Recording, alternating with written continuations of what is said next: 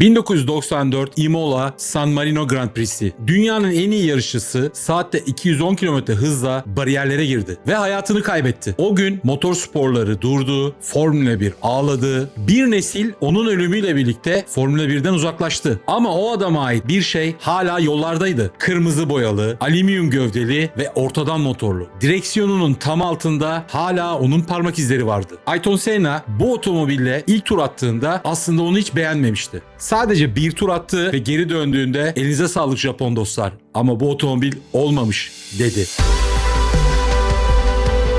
Mühendisler sadece bu sözün üzerine 8 ay daha çalıştılar. Tekrar geldi, tekrar piste çıktı, bir tur attı, olmamış dedi. Çizim tahtasına geri döndüler ve Japonlar en iyi yaptıkları şeyi yaptılar. Çok çalıştılar ve onca çalışmanın sonunda ortaya çıkan Senna'nın onayını alan otomobil Ferrari'ye, Porsche'ye, Lamborghini'ye yaptıkları işi sorgulattı. Peki Senna bu otomobile neden bu kadar sahip çıkmıştı? Neden loaferlarıyla Suzuka'ya indi, birkaç tur attı ve Honda'nın yıllarca üzerinde çalıştığı projeyi yerle bir etti? Neden bu otomobili günlük hayatında kullandı ve neden bunu bir Ferrari'ye, Lamborghini'ye tercih etti? İşte bunların bütün hepsinin cevabını ve hikayesini bugün benden dinleyeceksiniz.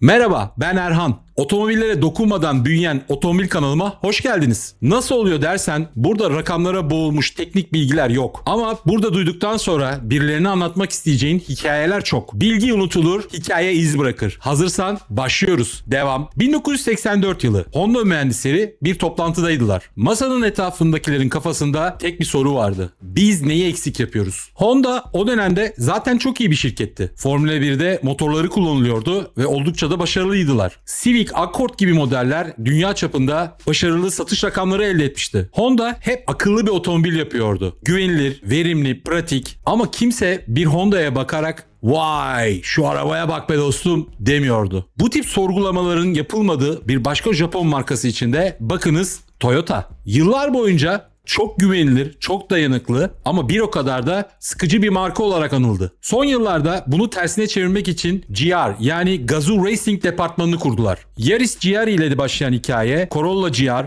GR Supra ve GR86 ile devam etmekte. İşte Honda bu çıkmaza girmemek için bu soruyu kendine 1984 yılında sormuş. Ve cevabı da erken bulmuşlar. Gerçek bir spor otomobili yapalım. Honda bu projeye başlarken Ferrari'nin fabrikasına gitmiş. Üretim tekniklerini, otomobilleri, tasarımları incelemiş. Ve geri döndüklerinde bunu yapabiliriz. Hem de daha iyisini yapabiliriz dediler. Şimdi bunu kim söylese biraz kibirli bir cümle gibi gelebilir. Ama Japonlar bu cümleyi kurduklarında her zaman altı dolu oluyor. Formula 1'de mesela biz bunu yapabiliriz dediler ve Formula 1'e motor ürettiler ve şampiyonluklar elde ettiler. Spor otomobil fikrinin tohumları 84'teki bu toplantıdan daha önce de atılmıştı diyebiliriz aslında. Torino Otomobil Fuarı. Honda tasarım efsanesi Pininfarina ile hazırladığı bir konsept otomobili tanıttı. Adı HPX. Honda Pininfarina Experimental yani deneysel. Kapısı yoktu. Alüminyum ve kompozit gövdeye sahipti. Motor ortada, sürücü tam ortada. Bir uzay mekiğinden fırlamış gibiydi. Ve onu görenler bu hiçbir zaman üretilemez dediler. İşte o deneysel arabada Honda'nın aklına spor otomobil fikri yerleşmişti. Honda'nın fabrikasında mühendislerin kendi kendilerine denedikleri bir başka proje daha vardı. Bir Honda City'yi tam ortadan böldüler ve motorunu da sürücünün tam arkasına yerleştirdiler. Fabrikanın otoparkında da sırf eğlencesine turlar attılar. İşte orada bir başka fikrin tohumu daha ekildi. Ortadan motorlu bir Honda neden olmasın? Hedef ise çok belliydi. Ferrari 328'i geçmek. Hem performans olarak, hem güvenilirlik olarak, hem de fiyat olarak. NSX'teki X harfi de Experimental'dan geliyor zannediyorsunuz ama Honda X'i matematikteki X gibi kullanmayı tercih ediyor. Yani bilinmeyen. Honda için o yıllarda bu sular bilinmeyen sulardı. Yeni bir alandı ve bazı şeyleri deniyorlardı. İşte bunu temsil etmesi için de modelin sonuna bilinmeyen anlamına gelen X'i koydular. Bunun o dönemlerde ne kadar uçuk bir şey olduğunu bunu anlatabilmem için şöyle bir örnek verebilirim. Bugün herhangi bir markanın çıkıp biz Tesla'yı geçeceğiz kardeşim, elektrikli otomobil üreteceğiz ve onlardan daha iyi bir yazılıma sahip olacak, daha fazla menzile sahip olacak, daha performanslı olacak ve daha ucuz olacak demesi gibi bir şey. Gerçi bugünlerde her yeni elektrikli otomobil piyasaya süren Tesla'dan daha iyi söylemini ağzını ciklet yapıyor ama altını bir türlü dolduramıyorlar. 80'lerin 90'ların spor otomobilleri nasıllardı? İlk önce onu hatırlayalım. Büyük motor, sert süspansiyon, zor kullanım ve çoğunda da sizi öldürme potansiyeli.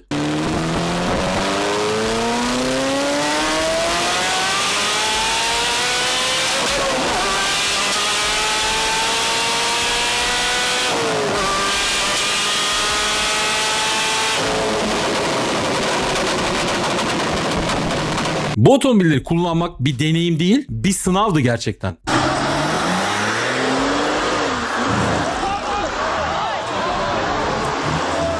İşte Honda bunu reddetti. Biz bir spor otomobil yapacağız ve bunu herkes rahatlıkla kullanabilecek ve hatta çoğu insan bu otomobile diğerlerinden daha rahat erişebilecek dediler. O dönemlerde bir otomobili hem hızlı hem kolay kullanılabilir hem de erişilebilir yapmak demek bir kediye hem aslan gibi kükremesini hem de kaloriferin altına yatmış sarman gibi mırlamasını öğretmek gibi bir şeydi. Yani imkansızdı. Gelin Honda bunu nasıl başardı? Madde madde inceleyelim. İlk madde alüminyum gövde. Fikir nereden çıktı? Bir Shinkansen yolculuğunda. Shinkansen ne? Japonların o meşhur bullet trainleri, yani mermi hızında giden trenleri. Honda mühendisleri bu proje için çalışırlarken fabrika ve Ar-Ge merkezleri arasında gidip gelmek için işte bu hızlı trenleri kullanıyorlardı. Bir gün şunu fark ettiler. Bu trenlerin gövdesi de alüminyumdan yapılmıştı. Alüminyum eğer trende işe yarıyorsa otomobilde neden yaramasın dediler. Honda işte bu yeni kullanım alanını, yani alüminyum gövdeli bir otomobil üretme deneyini dönemin en hızlı bilgisayarlarını kullanarak hayata geçirdi.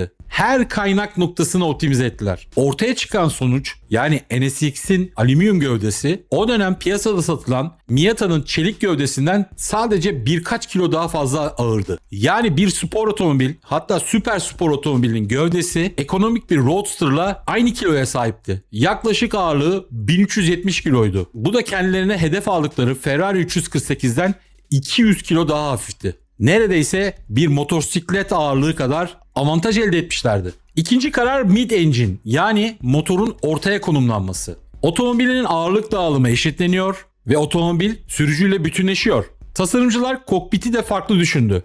F-16 savaş uçağının 311 derecelik görüş açısını incelediler. NSX'in o baloncuk tavan tasarımı tamamen buradan esinlenildi. O dönem Ferrari ve Lamborghini'de sürücüler büyük kör noktalara sahipti. Hatta Lamborghini kum taşları geri geri yanaştırmak için şöyle garip bir oturma pozisyona geçmeniz gerekiyordu. NSX'te ise durum tamamen farklıydı. Sürücü her şeyi görebiliyordu. Üçüncü kararda tabii ki de dönemin efsanesi VTEC motoru. VTEC motoru size basitçe anlatmam gerekirse bir insan yürürken sakin adımlar atar. Koşmaya başladığında ise vücudundaki birçok şey değişir. Motor da işte böyle. Düşük devirlerde kullandığınızdaki haliyle yüksek devirlerde kullandığınızdaki beklentileriniz farklıdır. İşte buna uyum sağlayabilecek bir motor o dönemde yoktu. İki farklı moda sahip bir motor. Düşük hızlar için ekonomik ve sakin. Gaza bastığınızda özellikle 5500 deviri geçtikten sonra otomatik olarak değişen ve karakterini ortaya çıkartan gerçek bir performans canavarı. Ve o an o değişim başladığında sesinden anlıyorsunuz. Motor karakter değiştirir. Ses değişir, ivme değişir ve altınızdaki otomobilin içinden bambaşka, daha önce hiç tanımadığınız bir otomobil çıkar.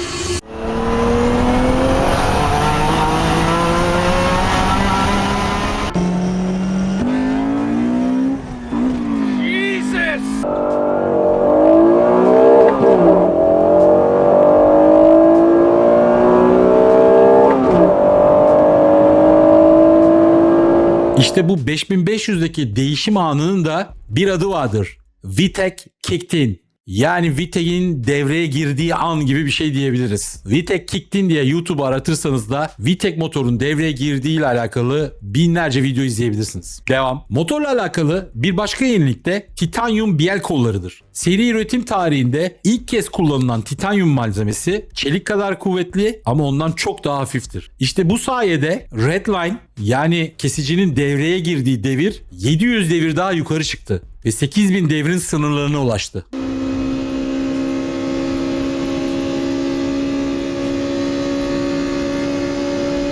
İnanmayacaksınız ama NSX ilk planlandığında VTEC motorsuz planlanmıştı. 89'da Chicago'da bir fuarda NSX tanıtılırken motor çalıştırıldı ve o dönemin Honda Genel Müdürü çevresindeki mühendislere çok mantıklı bir soru sordu. Bu otomobilde neden VTEC'i kullanmadınız? İşte o haklı sorudan sonra VTEC motoru NSX'e uyarlandı. 3 litrelik V6 motor 270 beygir güç üretiyordu ve 8000 devirde tepe gücüne ulaşıyordu. Hop duruyoruz. Ne yapıyoruz? Videoyu beğeniyoruz. Abone değilseniz de kanala abone olursanız beni çok mutlu edersiniz.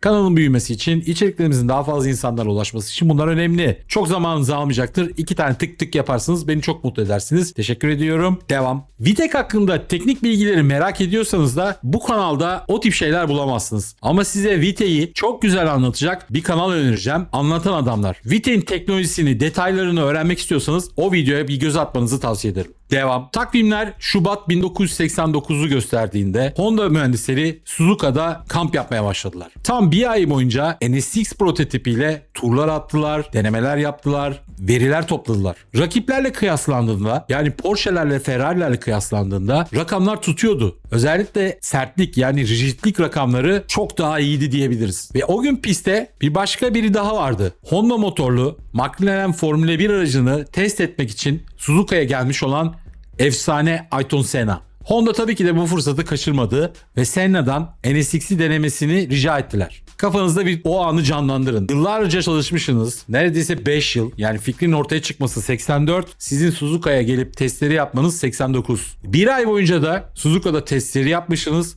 ve kendinize rakip olarak koyduğunuz Ferrari'leri, Porsche'leri hepsini rakamsal olarak geçmişsiniz. Ve efsanevi Formula 1 pilotuna hadi şuna bir bin, bir tur at diyorsunuz. Senna biniyor, birkaç tur atıyor ve döndüğünde şunu söylüyor. Bir seri üretim otomobil hakkında tavsiyeler vermek için ben çok ideal bir aday olmayabilirim. Ama araç bana biraz kırılgan hissettiriyor. Ve ortamda büyük bir sessizlik oluştu. Kağıt üzerinde bütün rakamlar rakip olarak gördükleri Ferrari ve Porsche'larla aynı ve hatta daha iyi rakamları gösteriyordu. Ama Senna bu. O rakamlara değil, ayağının ucundaki hisse, parmaklarındaki hisse bakıyordu. Senna'nın o içgüdüsel olağanüstü hassasiyeti rakamlarda daha iyi olan otomobilde kritik bir zayıflığı tespit etmişti. Üstüne üstlük üzerinde yarış kıyafeti, yarış tulumu vesaire falan da yoktu. Kot pantolon, rahat bir ayakkabı ve loaferlarıyla sadece 1-2 tur atmıştı. Yani bu adam Formula 1 aracını test etmek için Japonya'ya gelmiş. 2 ara bir derede onu bir şekilde bu yeni prototip araca bindirmişler. Sadece 2 tur atarak Japonların 5 yıl çalışmasını yerle bir etmiş. Japonlar ne yaptı? Küçümsemedi. Savunmaya geçmedi.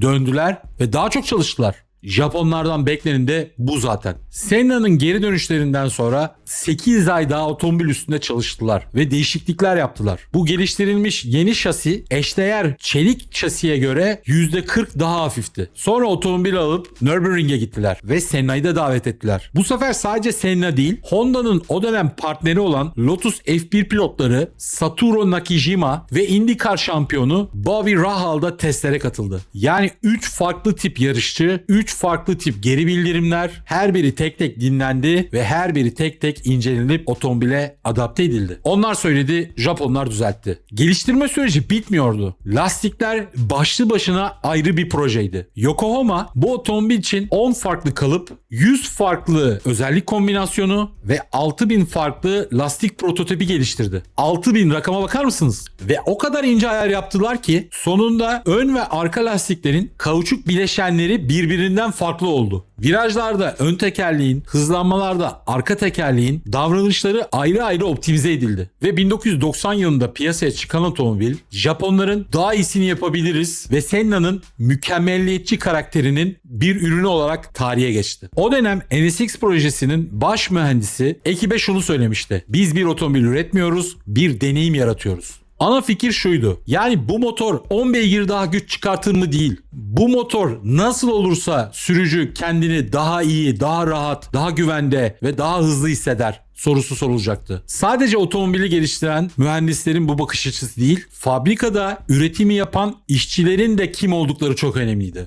Fabrikada yaklaşık 200 işçi çalışıyordu ve bu 200 işçi Honda fabrikalarından özenle seçilmişti. Seçim kriteri sadece teknik beceri değildi. Öncelikle zaten her adayın minimum 10 yıl montaj deneyimi olması gerekiyordu. Sonra mülakatlar yapıldı ve adayların teknik bilgi ve becerisinin yanında otomobillere olan duygusu, tutkusu, Honda'ya olan bağlılıkları da bir şekilde ölçülmeye çalışıldı. Yani NSX'i yapan ve üreten insanlar Honda'nın sadece en iyi teknikerleri, en iyi mühendisleri değil, en tutkulu olanlarıydı. Sıradan bir otomobil olmadığı için seçilmiş insanların elinden çıkması gerekiyordu. NSX piyasaya çıktığında tam anlamıyla atom bombası gibi patladı.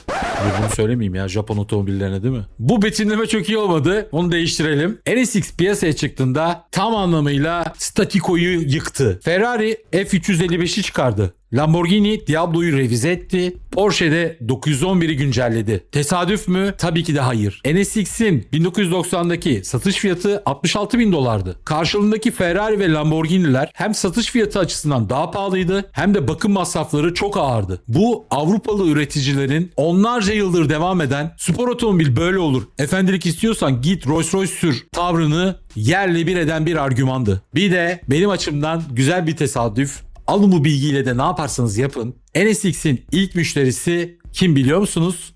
George Lucas, yani Star Wars'un yaratıcısı. Devam. George Lucas gibi çok ünlü birinin koştura koştura gidip satın alması gibi o dönemde insanlar resmen Honda bayilerinin kapısında yatmaya başladılar. Japonya'da NSX için 3 yıllık bekleme sıraları oluştu. Honda işte bu başarının sarhoşluğuyla Senna'ya teşekkür etmek istedi. Ve ona kırmızı bir NSX hediye ettiler. Senna NSX tarihinin bir parçası olacak bu otomobili bir müze objesi gibi garajının bir kenarında bekletmedi. Onu hayatın içine soktu. Her gün kullandı. 1991'de bir dergiye verdiği röportajda şöyle diyordu. Bu bir Ferrari değil, bu bir Porsche de değil, bu bir Honda. Ve bu otomobili olmadığı her şey için seviyorum. En güçlü spor otomobil değil ama yollarda keyif almak için yeterli güce sahip. Normalde bir spor otomobili her gün kullanmazsınız. Beraberinde gelen çok rahatsız edici unsurlar vardır. Bu otomobili kullanabilirsin. Çünkü temel konsept her koşulda keyif alınan bir spor otomobil olması. Dünyanın en iyi Formula 1 pilotu, hayatını her hafta sonu riske atan yüksek hızlarda artık bağımlı olmuş bir spor otomobil kullanıcısı günlük kullanım için NSX'i tercih ediyor ve diyor ki hızlı değil, keyifli. Honda için bundan daha büyük bir reklam olamaz herhalde. Ve kendilerini konumlandırdıkları yer de mükemmel. Diğerleriyle rekabet halinde değiller. Kendilerini bambaşka bir yere konumlandırıyorlar. Bildiğiniz üzere 94 yılında Senna hayatını kaybetti. Senna'nın hayatını merak ediyorsanız da onunla alakalı kanalda bir video var. Onu da şuraya bırakıyorum. Onun dokunduğu NSX 2005 yılına kadar üretildi. Motor yazarlarının hemfikir olduğu bir şey vardı. Yeni bir NSX her anlamda İlkinden daha iyi olabilirdi ama ona Senna dokunmayacaktı. McLaren'in efsanevi tasarımcısı Gordon Murray şunu söyledi. Honda NSX tartışmasız bir kilometre taşıdır. Tembel ve arrogant Ferrari ile Porsche'yi uyandırdı.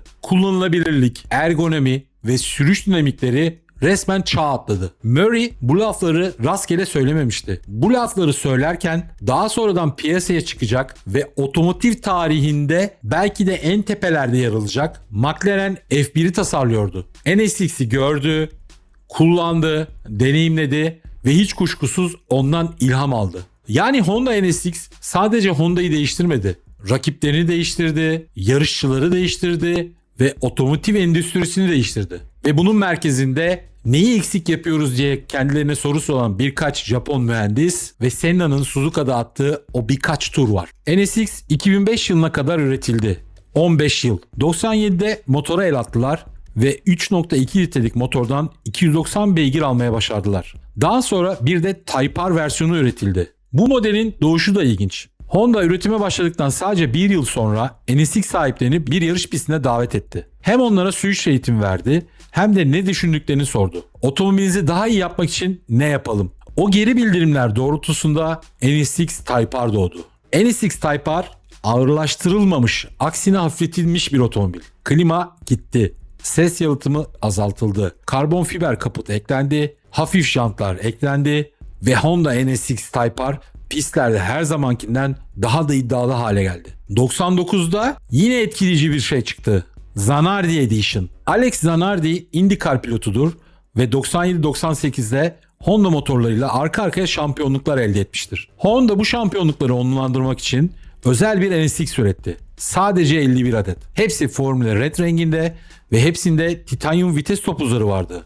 Bir de hepsinde tabii ki de Zanardi imzalı plaketler. Bu hikayenin bir de trajik yanı var. Yani Zanardi hikayesinin. Zanardi 2001 yılında yaşadığı bir kaza sonucunda ne yazık ki 2 ayağını birden kaybetti. Ve Honda da ona ait olan 1 numaralı otomobili modifiye etti. El kontrolüyle gaz, fren ve vites ayarlarını getirdi. Yani Zanardi'nin otomobili Zanardi'nin vücuduna göre yeniden tasarlandı. 2005'te NSX üretimi durdu. Japon ekonomisi çökmüştü. Mazda RX-7, Nissan 300ZX, Toyota Supra birer birer üretimi durdurmuştu. NSX en son ayakta kalan Japon otomobiliydi ama o da artık fişi çekmek zorunda kalmıştı. Ta ki 2016'ya kadar. Honda NSX geri dönmüştü ama çok farklıydı. Hibrit sistem, 3 elektrik motoru, 3.5 litrelik twin turbo benzin motoru, 573 beygir. Japonya yerine Ohio'da üretiliyordu. Teknik olarak tartışmasız harika bir otomobil. Ama akıllarda o büyük soru vardı. Bu otomobil bizim aşık olduğumuz NSX mi? Bu eleştiri sadece nostaljik bir bakış açısından gelmiyor. Orijinal NSX 15 yıl boyunca üretimde kalmıştı. Sadece yaklaşık 18.000 adet üretildi. Ticari anlamda çok büyük bir başarısızlık aslında bu. Ama yarattığı etki rakamla ölçülemez. NSX Honda'nın en başarılı başarısızlığıdır diyebiliriz. Çünkü NSX satış rekabetinde kazanmak için ortaya çıkmamıştı. Var olmak için ortaya çıkmıştı. Otomotiv dünyasını değiştirmek için ortaya çıkmıştı. Ve bu yeni nesil NSX'in $150.000 fiyat etiketi, ağırlığı, karmaşıklığı bazıları için o orijinal ruhu öldürdü. Sizin görüşünüz ne? Merak ediyorum. Bu yeni nesil Honda NSX birinci neslin mirasını hoyratça yiyen bir mirasçı mı? Yoksa onun bıraktığı yerden devralan gerçek bir spor otomobil mi? Fikirlerinizi yorumlarda benimle paylaşın. Şimdi gelelim büyük resme. Honda NSX neden bu kadar önemli? Bir meydan okuma olduğu için önemli. Japon otomotiv endüstrisi yıllarca ucuz ve güvenilir olarak biliniyordu. Honda, Toyota, Nissan hepsi makul fiyat, sağlam otomobil denklemindeydi. İşte Honda NSX bu denklemi yıkmak için ortaya çıktı ve başarılı oldu. Daha da önemlisi NSX sadece Japonlar da yapabilir demedi. Japonlar daha iyi yapabilir dedirtti. Tıpkı dedemin dediği gibi insanlar onlara söylediklerini unutur, yaptıklarını hatırlamaz. Ama onlara hissettirdiklerin insanlarda sonsuza dek yaşar. Yani gerçekten dokunduğun her şeyde izin kalır. Honda NSX'in ortaya çıkmasında çalışan herkes bu otomobille gerçekten dokunduğu için Honda NSX sonsuza dek yaşayacak. Ben Erhan. Bu haftalık benden bu kadar. Önümüzdeki haftaya kadar kanaldaki diğer videolara göz atabilir ve yeni video geldiğinde haberdar olmak için kanala abone olabilirsin. Bir sonraki videoya kadar kendine çok iyi bak.